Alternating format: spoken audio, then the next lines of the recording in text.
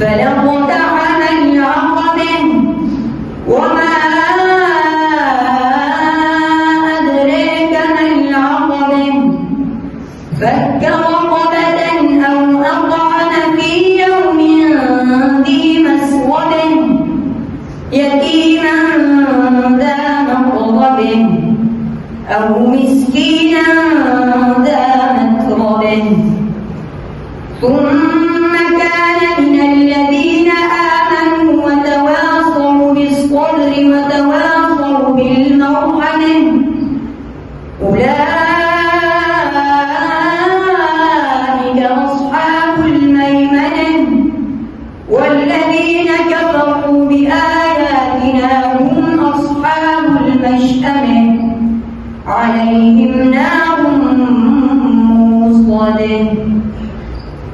الله أكبر.